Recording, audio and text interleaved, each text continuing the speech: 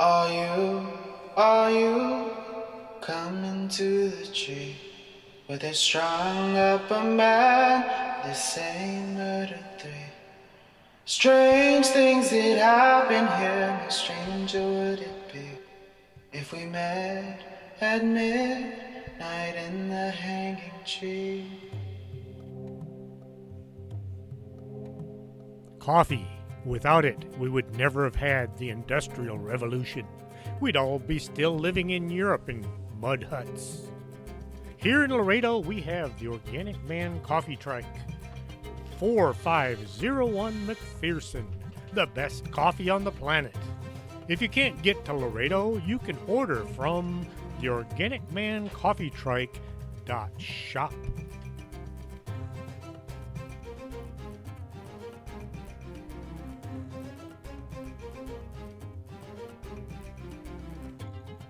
And welcome to the show. I'm your host, Chris James. Tonight, I'm going to be talking about some strange encounters that people have had. November 12th, 1949, some students at the University of South Carolina had an odd encounter. At around 10:30 p.m., the students were walking across the campus when they spotted a man in a silver suit opening a manhole cover. The man was in the intersection of Sumter and Green, close to the Long Street Theater. The silver suit looked like something a sewer worker might wear, except for the color. You could say it looked like a spacesuit, except they didn't have them yet. The odd-looking man clomb down into the sewer and then pulled the cover back into place. Aside from the suit, nothing was that odd about the sighting, but it stuck in their minds to the point they began referring to him as the Sewer Man.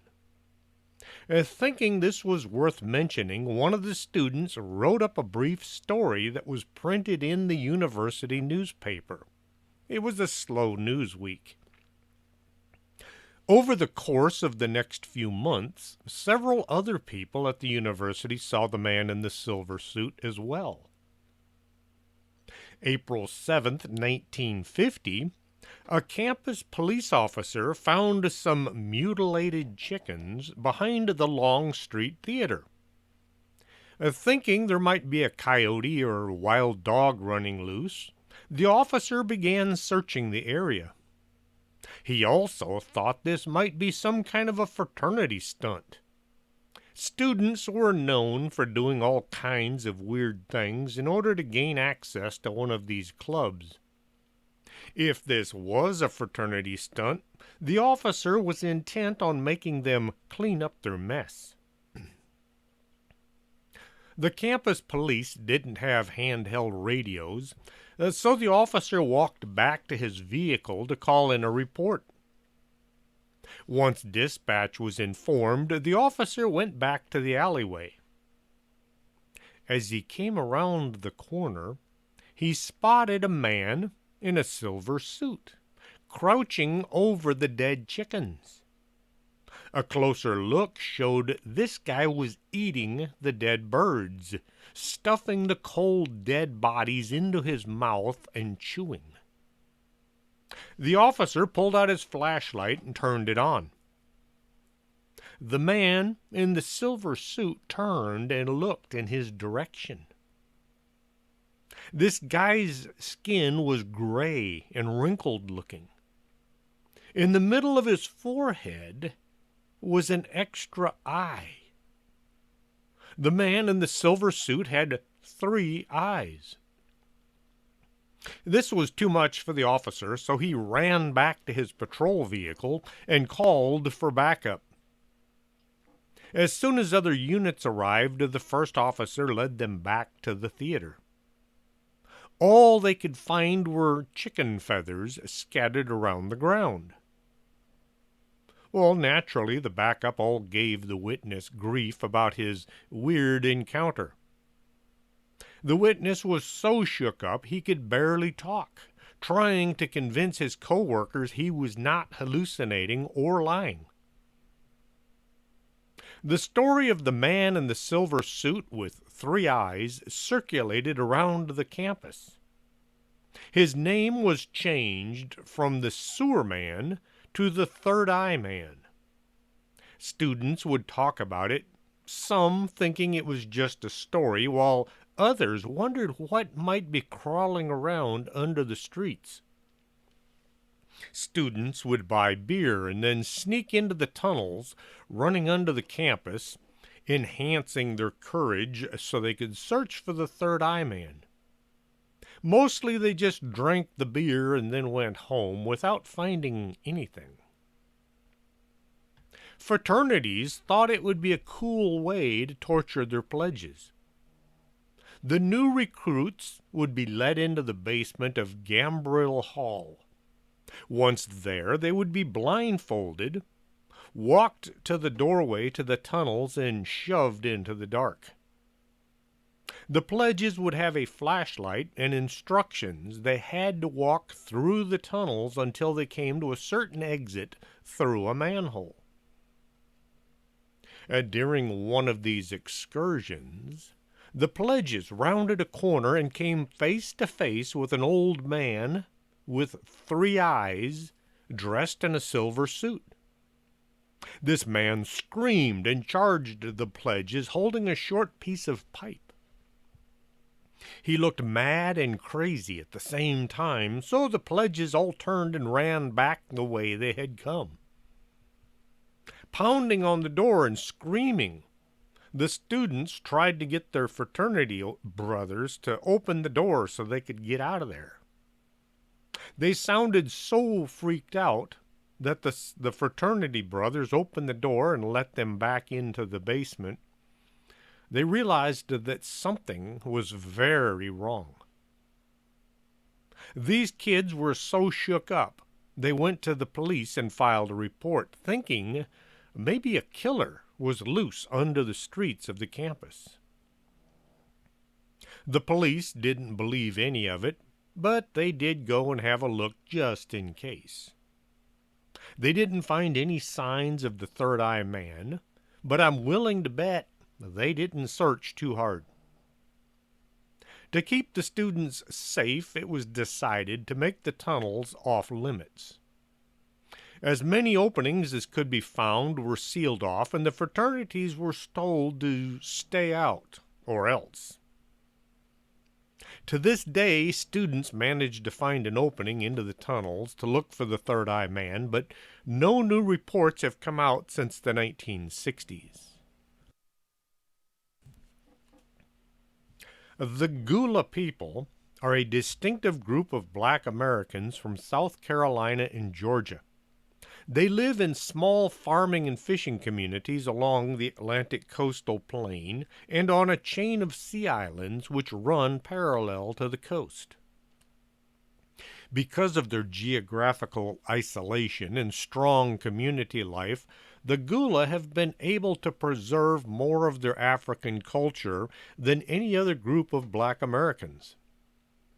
They speak a Creole language similar to Sierra Leone Creole, use African names, they tell African folk tales, and they make African-style handcrafts. One of their beliefs is in the Buhag. The Buhag is similar to the legends of the Hag, only with a few extras. The Buhag looks like an old woman, but is believed to be an evil spirit. It attacks men while they are in between sleeping and waking. It can also sneak up on men and boys while they're asleep. It will sit on their chests and either cause them to have horrendous nightmares, or it will suck the life out of them. Some say the Buhag can suck all the blood out of its victims through either their nose or their mouth.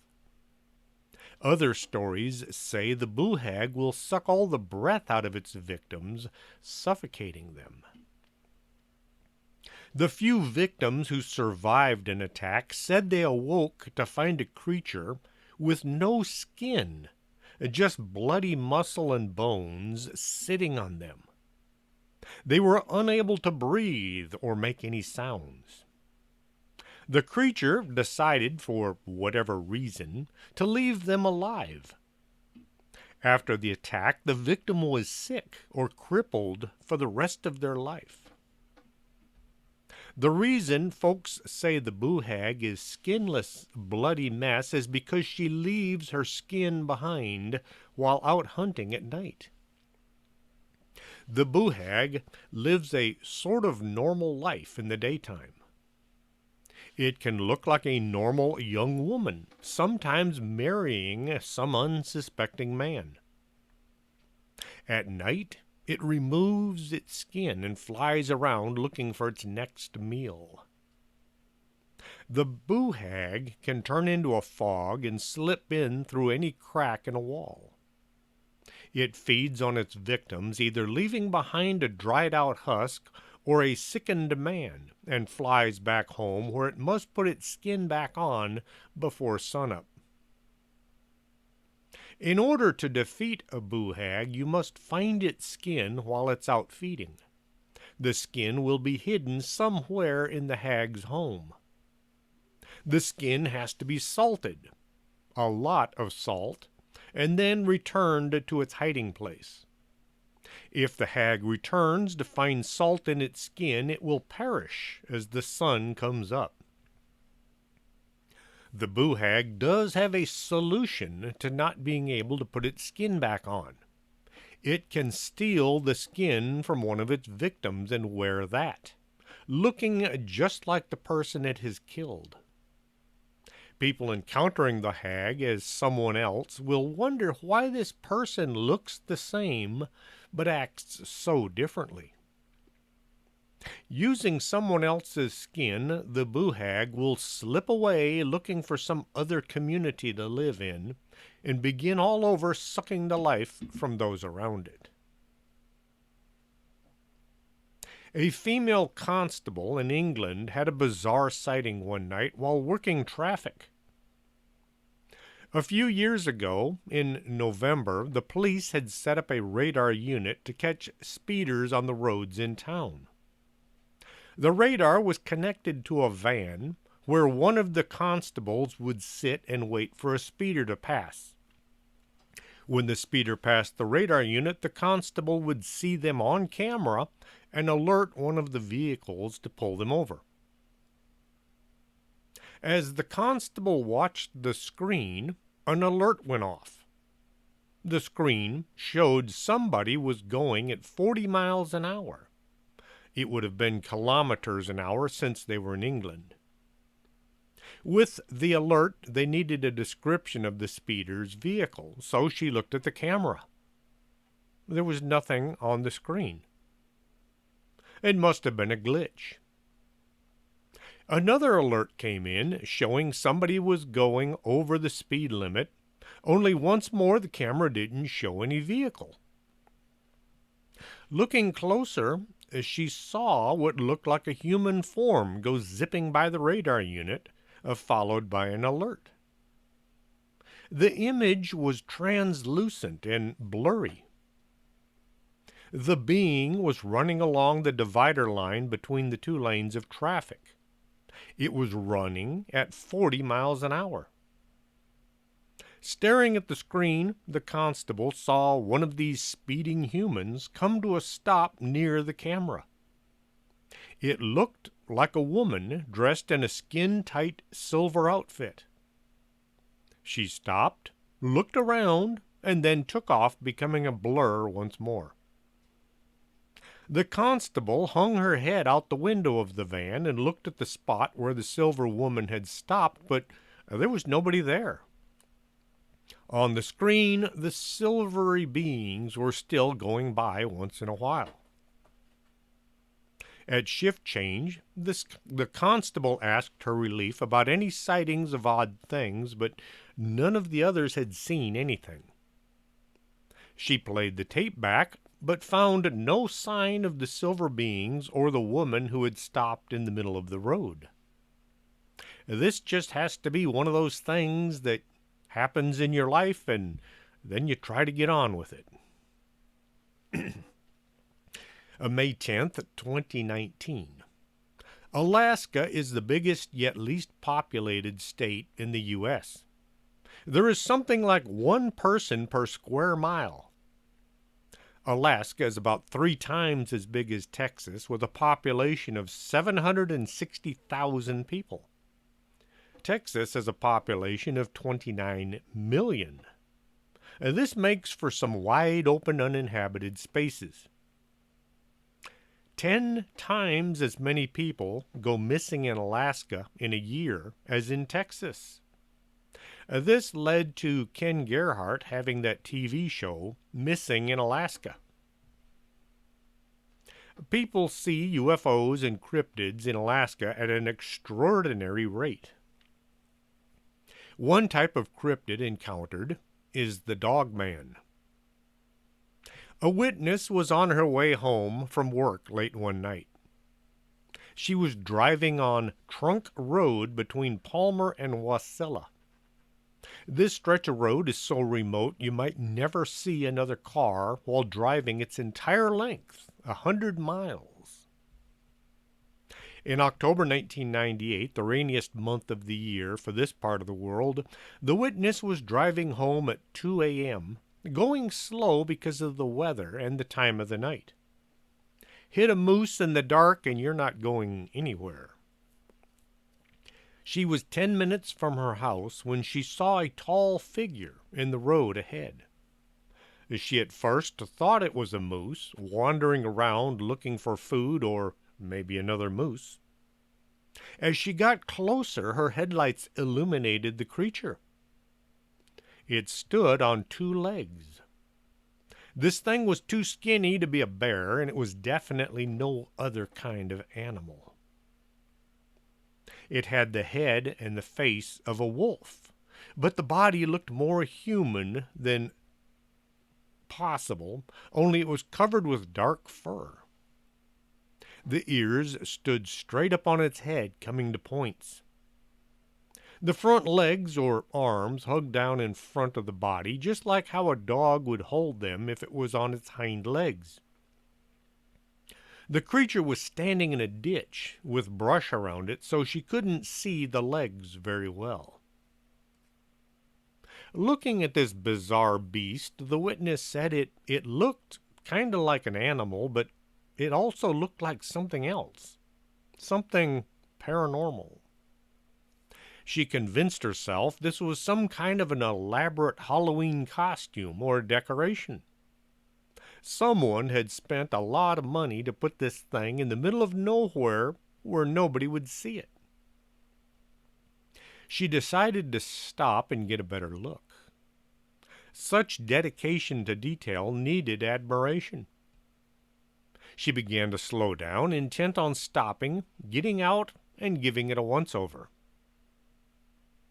As she was coming to a stop right next to this thing, it turned its head and stared at her. The movement was far too fluid to be any kind of a prop, and when the lights hit its eyes, they shone with an off-white paleness. It wasn't anyone in a costume. This thing was real.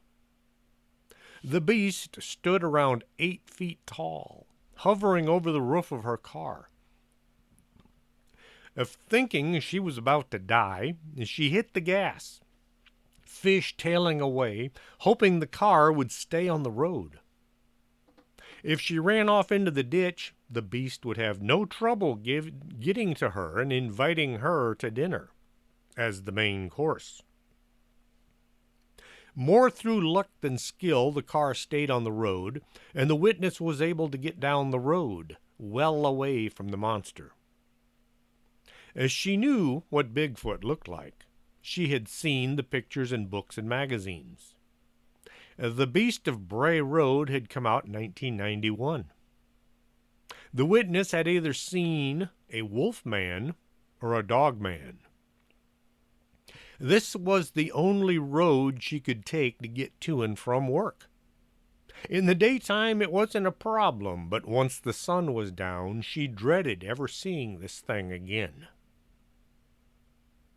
A creature with the head of a dog or wolf that has a body like a human.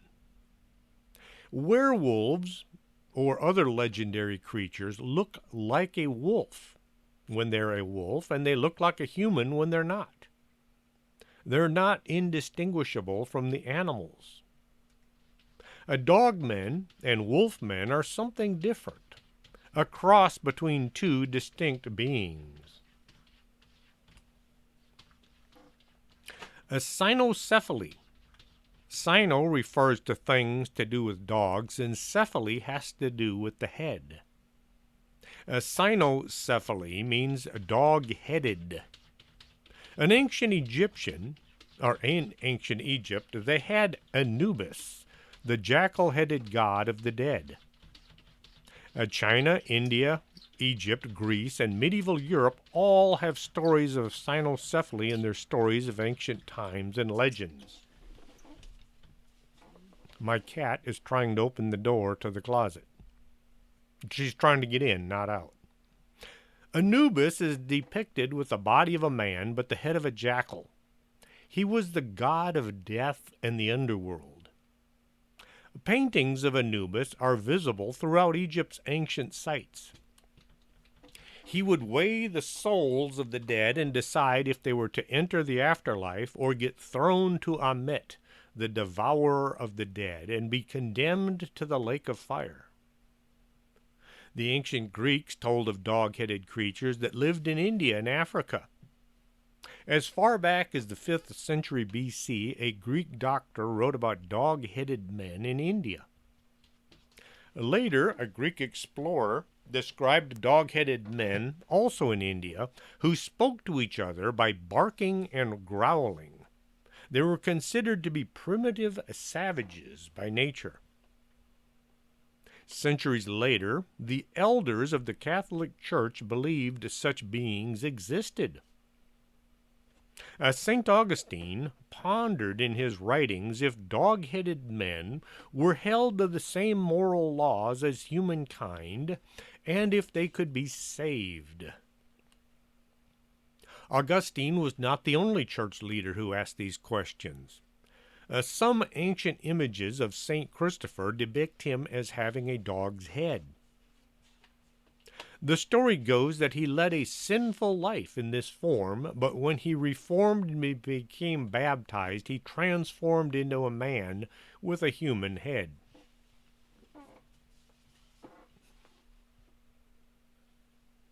King Arthur was said to have defeated a band of dog-headed soldiers in the mountains surrounding Edinburgh.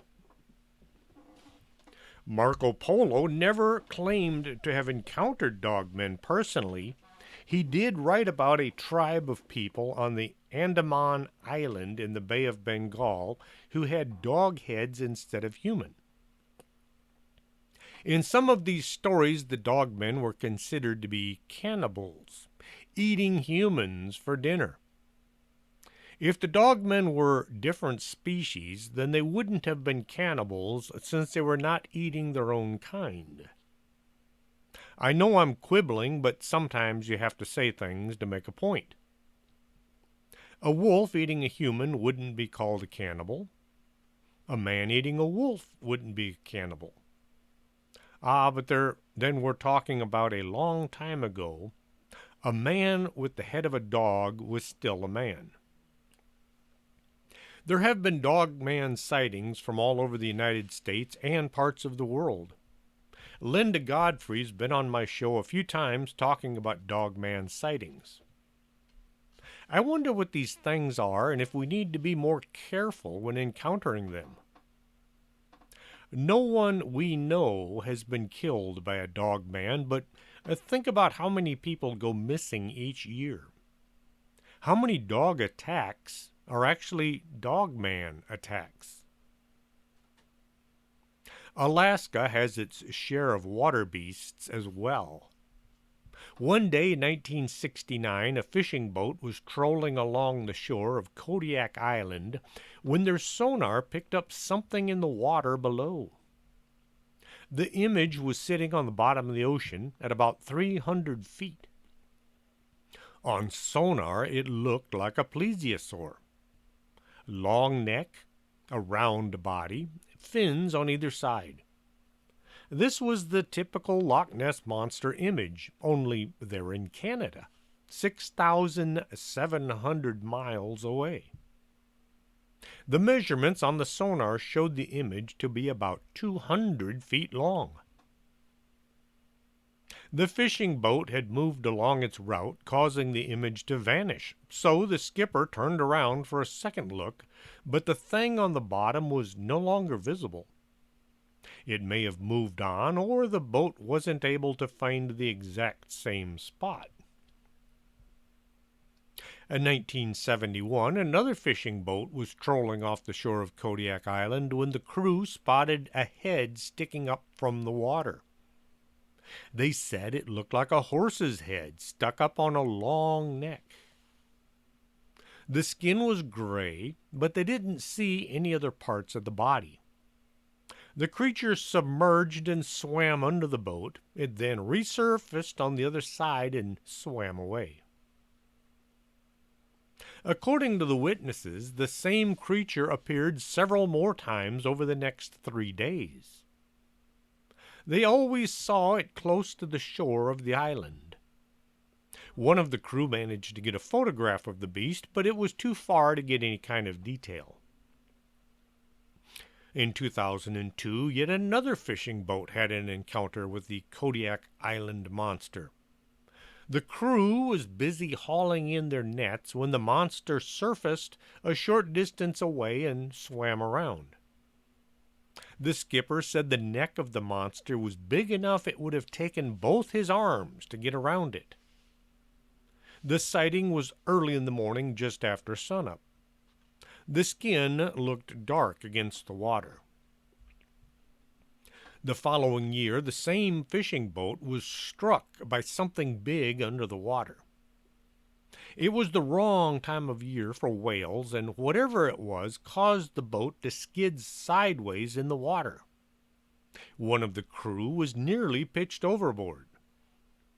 Since the boat was in the same basic area as when they saw the Kodiak Island monster, they figured the same creature had slammed into them as it was chasing some fish or maybe running from something.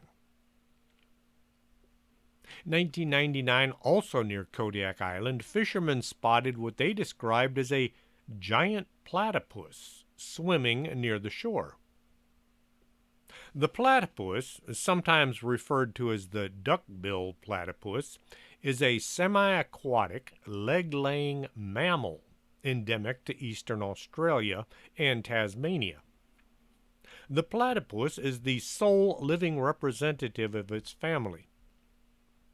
A good-sized platypus runs about 2 feet long and it weighs about 3 pounds. Both male and female are born with ankle spurs.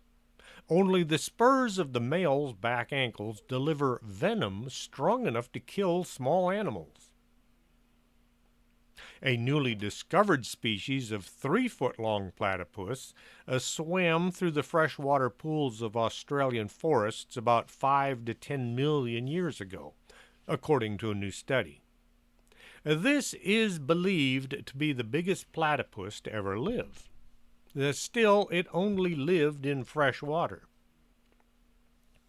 The folks who saw the creature off Kodiak Island never said it was a platypus.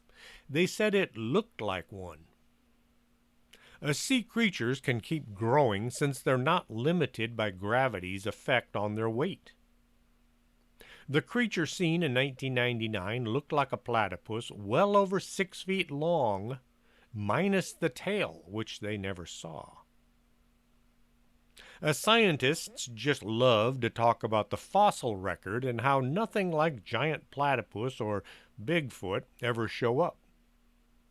The odds of a creature becoming a fossil are something like 1,000,000 to 1.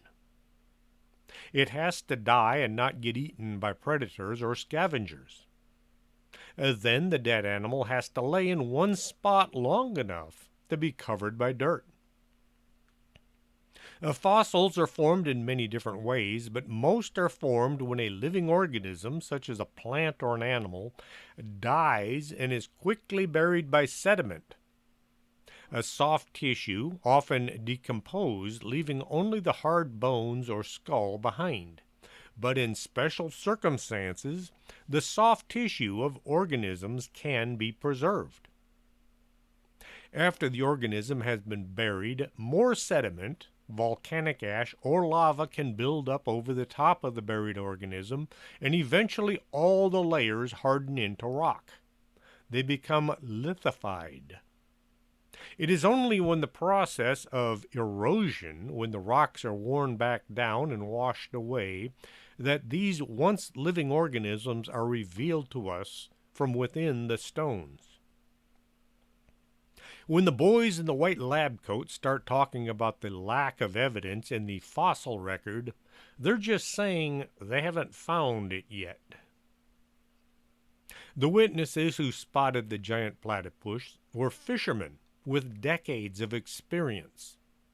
They knew what seals and fish and other aquatic beasts looked like. This creature was something they had never seen before. Seeing something that shouldn't exist can be unnerving. A dog with a human face or a man with a dog's head. This will cause your mind to try to come up with explanations of what you saw other than what you actually saw.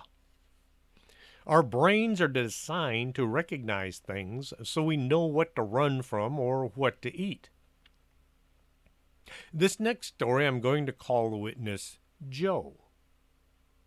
As a young man, Joe and his parents spent a lot of their leisure time out in the woods. They liked to hike, hunt, fish, any kind of outdoor activity.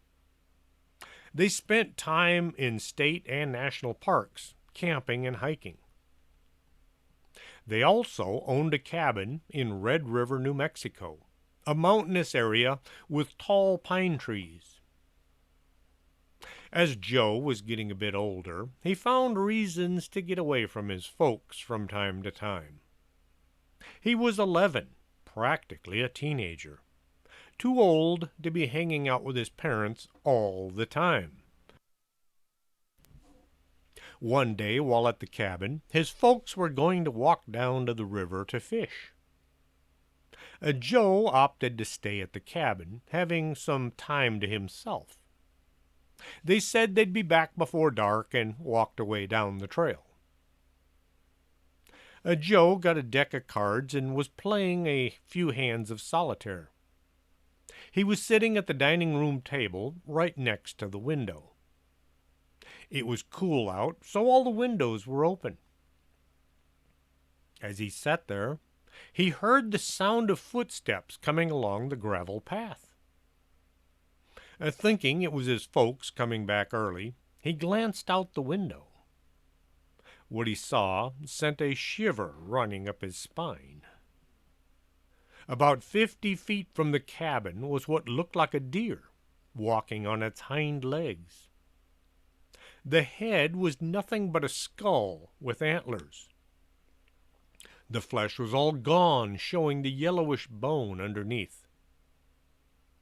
The creature was walking right towards the cabin. Joe ducked down below the windowsill, hoping the thing would pass by and not try to get to him. As he sat there, he heard the sound of hooves stepping up on the porch. The creature began pounding on the door. The voice it made sounded like Joe's mother. It sounded like she was hurt and begging him to open the door. Had Joe not seen the weird-looking monster walking along the path, he would have opened the door in an instant. Knowing what was just on the other side of the wall made him feel sick. His entire body was shaking. The pounding on the door continued. When the thing realized he wasn't going to open the door, the sound of its voice grew deeper and more hostile. After way too long, the creature gave up and walked away, heading back into the woods. Joe was too scared to even look out the window. Instead, he stayed away from all openings, praying his folks would come back soon. The next time he heard footsteps on the porch once more, at first he thought the thing had come back. It was only when his mother opened the door that he knew he was safe, for now. Joel told his parents about seeing the deer-headed monster and how it had sounded like his mother.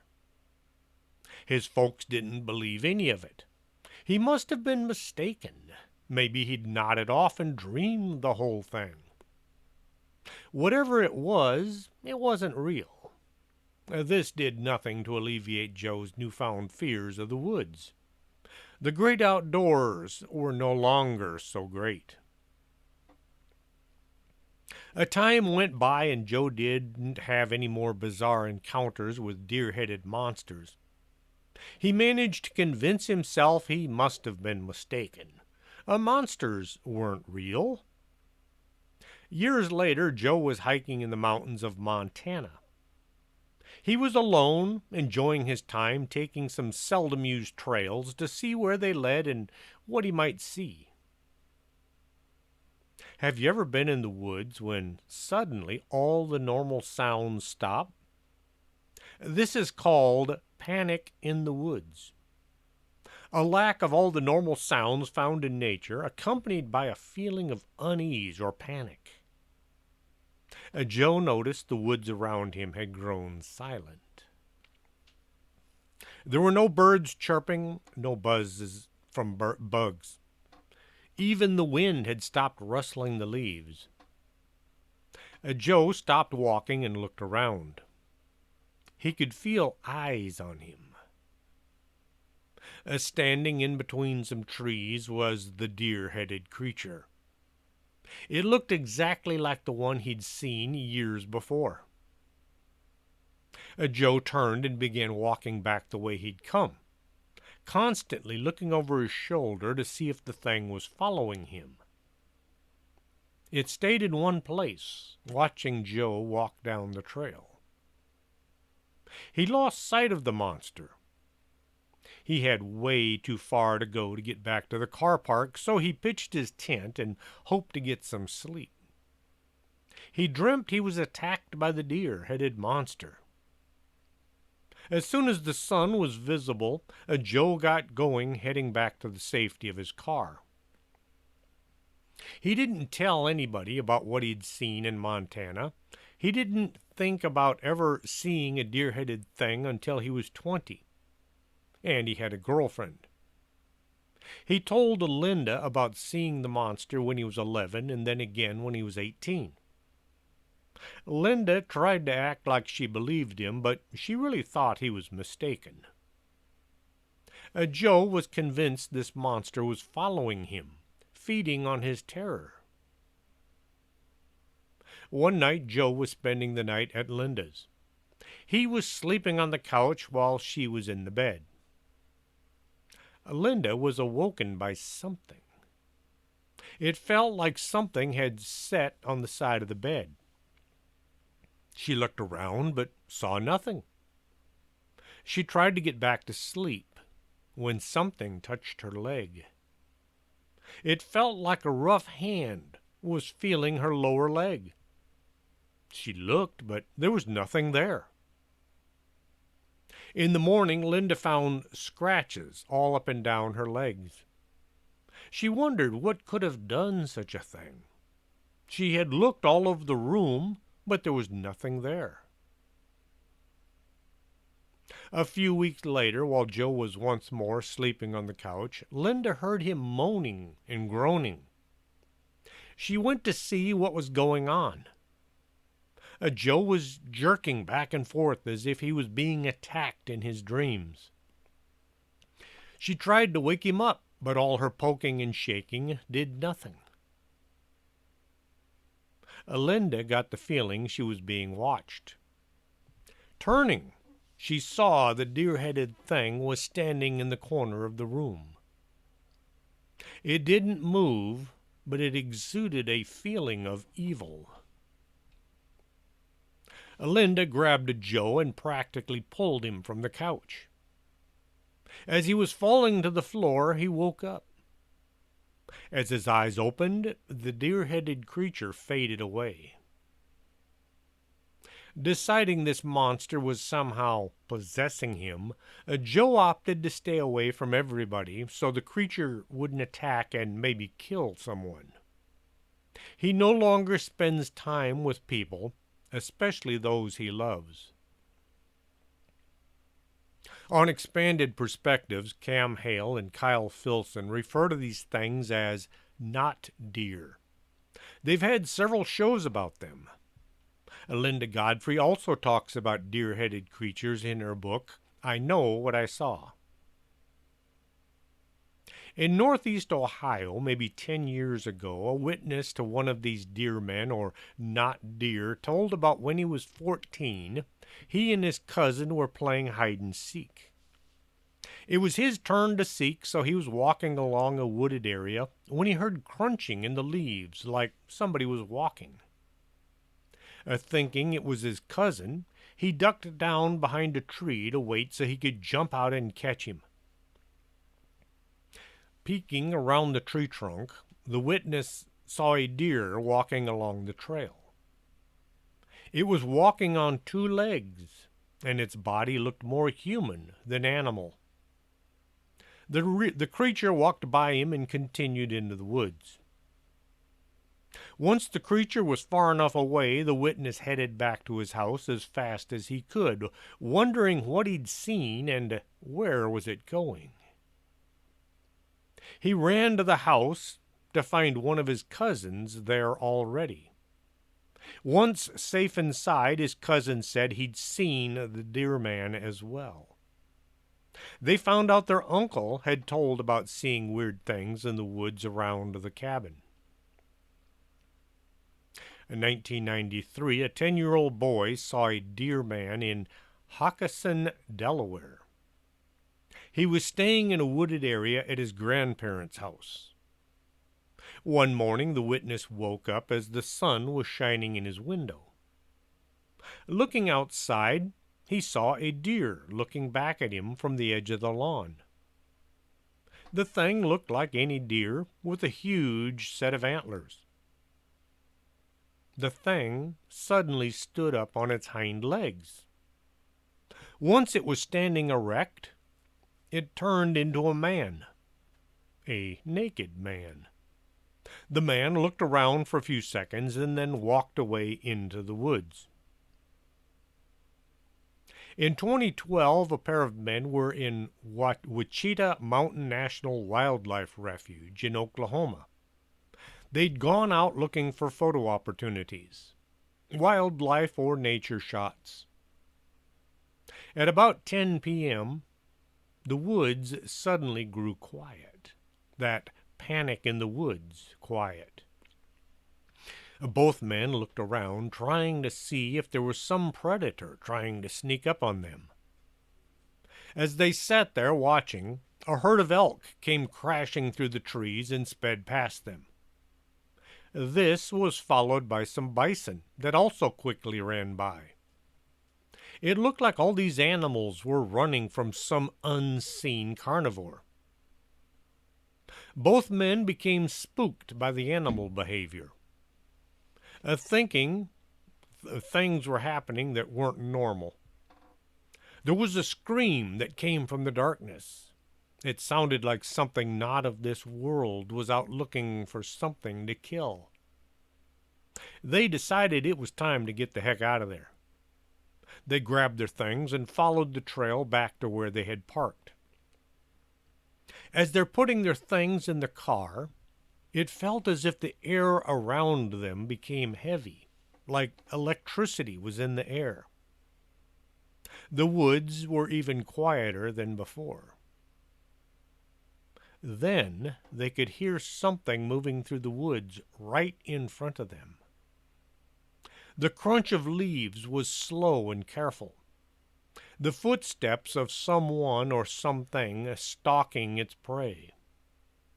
When stalking, you don't take one step right after the first. You take a step and then pause. take 1 or 2 steps and then pause again, slow and careful. You're trying to not make a pattern out of your walking. The 2 men jumped in the car and got it started. As they were pulling out, something stepped out of the woods right in front of their car. The creature was taller than either of them. It had the head of a deer and the body of a man. The legs and arms were very human-looking. The eyes were bright red, seeming to glow in the dark. The driver hit the gas hard, and they both hoped to escape the parking lot without getting too close to this beast. The driver didn't slow down until they were almost out of the park. In 2018, in the hamlet of Mirror, located 32 miles northeast of Red Deer, Alberta, Canada, a couple were out for a drive. It was foggy, so they were going along slow so they would avoid hitting any wildlife that was in the area. As they drove, the fog got a bit heavier. Up ahead, a deer stepped out onto the road, and then it just stood there looking around. The driver pulled to a stop and waited for the deer to move. It just stood there. Not wanting to sit in the middle of the road in case somebody else came along who wasn't as concerned about the fog, the driver hit the horn to get the deer to move. Instead of running away, the deer stood up on its hind legs and looked down at the couple in the car. It then turned and walked away, vanishing into the fog on the side of the road.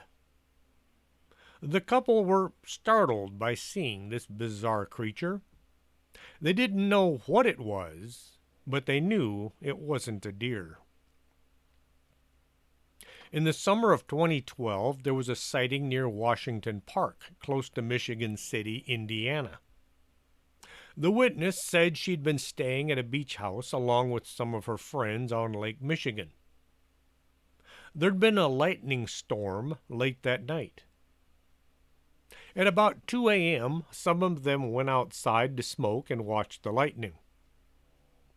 As they stood there, leaning on the railing, they noticed the beam of a flashlight scanning the tall tree by the shore nearby.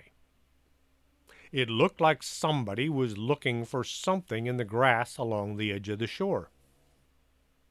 As they watched, the beam of light crossed over a grayish-colored object. It looked like an animal was crawling around in the shoulder-high brush. The activity held their attention. They watched the light pass the animal and then return to light it up once more. Looking closer, they all realized this was actually some guy crawling on his hands and knees. As the man passed from the tall grass to the shorter grass, they could see the guy didn't have anything on. His arms were way too long. His legs looked like something a deer would have. The thing was only visible for a few seconds, but everybody agreed on what it looked like.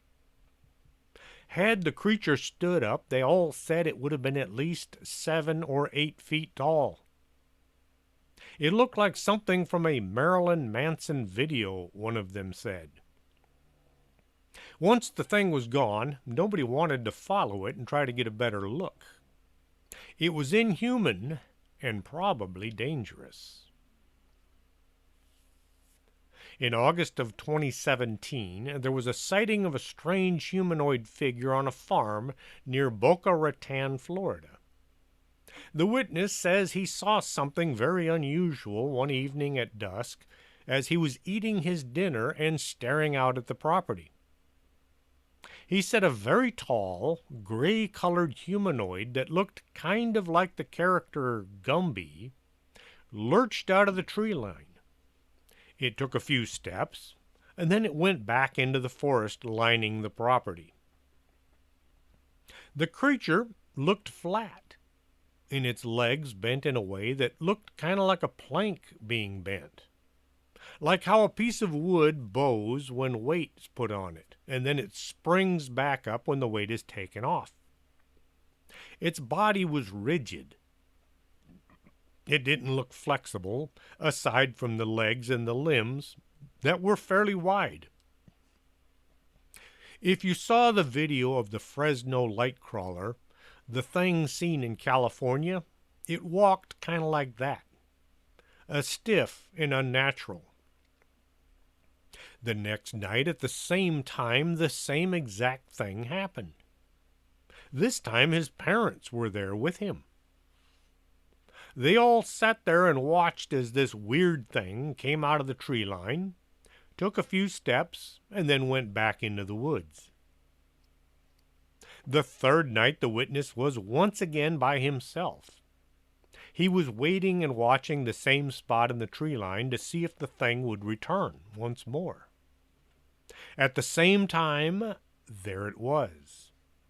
The thing stepped out from the trees, took a few steps, and then disappeared back into the trees.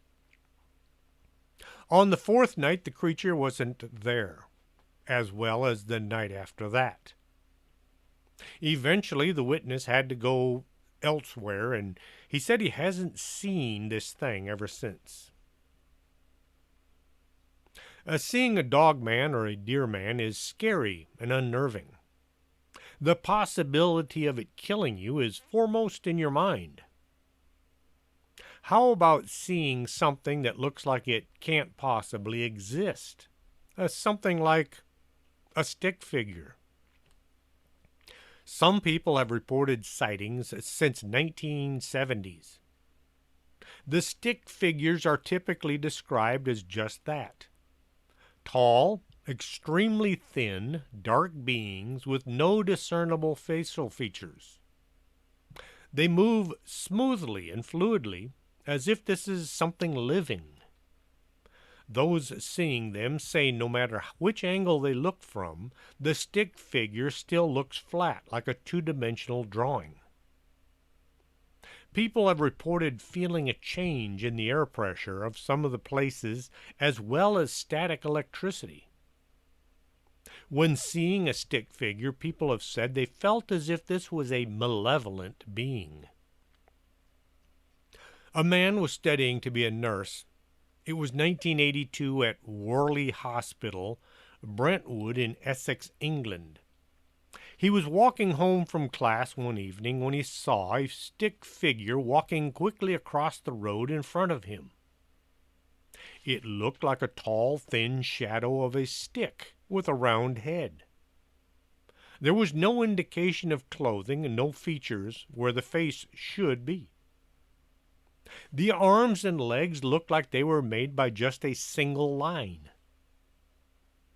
As it was coming in his direction, it raised both arms in the air as if it was scared of him. Turning, the thing ran down an entrance to an underground, what we would call a subway. There was no way this was some guy in a disguise. It was just too thin.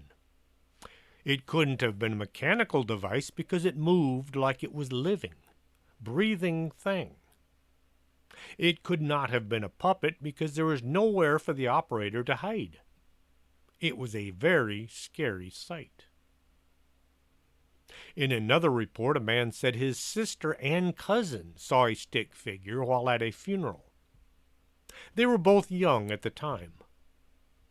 They were outside the funeral home, standing on the sidewalk, when one of them spotted a stick figure walking along the electrical wires above the street. The sister felt extreme fear, and she asked her cousin to look and tell her if she could see the same thing. The cousin described the same image: tall, thin, oval-shaped head with no features. The stick figure was visible for some time. The young girls tried to point it out to adults, but nobody else could see them. Both girls were very frightened of the stick figure, but they couldn't say why, only that it scared them. A stick man was seen in Kent, England, back in 1978. A group of about 10 young folks were sitting chatting in Loose Valley at about midnight. After several minutes, one of them jumped to his feet saying there was something in his hair. Two of his friends were looking at him when they noticed there was a stick figure standing right behind where he'd been sitting. It looked like all the other descriptions, only this one was wearing a hat. The guy who thought he had a bug in his hair said he could hear a loud buzzing sound inside his head. The young kids convinced themselves they were just imagining things. They began to move to a new location. As they went, they noticed the ring of grass was pressed down around where they'd been sitting, as if something had been walking around them for a long time. In 1978, nobody had cell phones and nobody carried a camera in this group. It began to rain, so they couldn't study the ring for footprints. Everybody moved inside instead.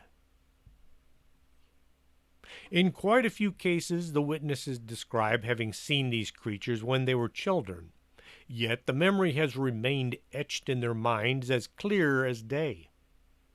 When you see something paranormal, it sticks with you for the rest of your life. A man told about seeing a stick figure one night when he was a little boy in Connecticut. He woke in the middle of the night with a feeling of dread. He was scared and he wanted to go and crawl into bed with his parents. Opening the door to the hallway, he came face to face with a tall black shape. The head was just a circle and the body, arms, and legs were too skinny to be real. He did notice the fingers looked more like thin claws. The thing was walking along the hallway.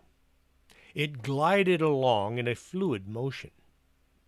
The shape sent a feeling of dread skyrocketing. The boy slammed his door and jumped back into bed, hoping the thing would not come into his room. After a few seconds, his mother opened the door and stepped in, asking if he was okay. She must have heard him gasp and slam the door. She thought he'd had a bad dream and told him not to think about it. A young girl growing up in California saw a stick figure in 1997. She was hanging out with her friend from down the street. They would go for a walk, and just about each time she saw a stick figure following them.